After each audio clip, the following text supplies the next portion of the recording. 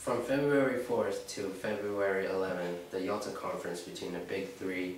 The Big Three consisted of Roosevelt, Churchill, and Stalin. They were proposing on whether to divide Germany or not, and the British representatives wanted to because they believed if it wasn't divided, the power surge would occur again. The next item on the agenda of was the formation of the UN, and Roosevelt offered the Security Council to be part of the UN. After talking about the formation of the UN, the Big Three decided on how Germany should pay for the war. Stalin proposed that Germany should pay $20 billion, half for the Soviets and half for the rest. The British representatives didn't want war reparation because that's how World War II kind of started. Like, because of the World War I, the reparations, Hitler stepped into power to fix that problem in World War II.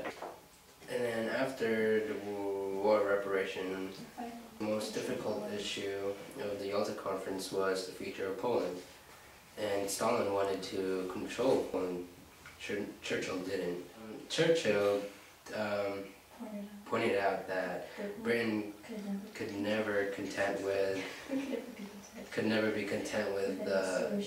any solution that did not lead Poland a free independent state. Eventually, Stalin agreed to hold free elections in Poland. Here's the Big Three. To the left is Churchill, and in the middle is Roosevelt. To the right is Stalin, and this the Yalta Conference between the Big Three. Tensions grew greater between the U.S. and the Soviets after alliances were created. The U.S. was involved in 3 alliances: NATO, NATO, and CETO. The Soviet Union was involved in the Warsaw Pact. So there are many countries involved in NATO, NATO, and CETO. The U.S. was the center of all 3 of those alliances. World War I and World War II were started because alliances were created and nations felt threatened. Could the creations of these alliances start another World War? After alliances were established, tensions grew even greater between the U.S. and the Soviet Union. The space race was among those tensions. In 1957, the Soviets were able to send the first man-made object into space, Sputnik. Here's a recording of the Sputnik.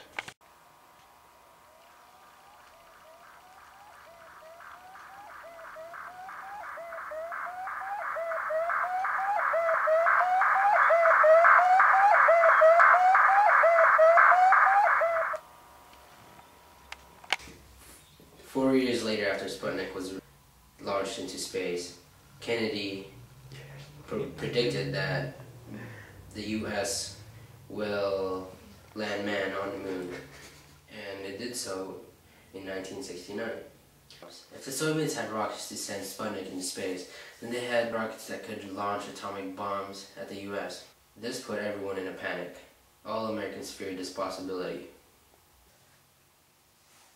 Atomic bombs were usually tested either underground, underwater, or in the atmosphere. However, the majority of the atomic bombs tested by the U.S. and the Soviet Union during the Cold War were underground. Here's a clip of an atomic bomb testing in the ocean.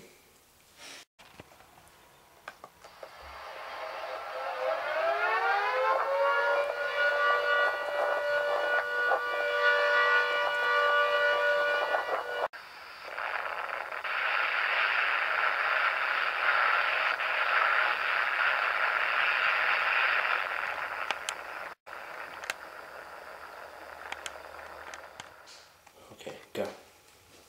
One of the events leading to the end of the war was the taking down of the Berlin Wall. The Berlin Wall had been up for nearly 3 decades, separating family and friends. On June 12, 1987, Reagan visited Berlin and urged Mikhail Gorbachev to tear down that. This is Reagan at the Berlin Wall. Mikhail Gorbachev, tear down this wall! Yeah!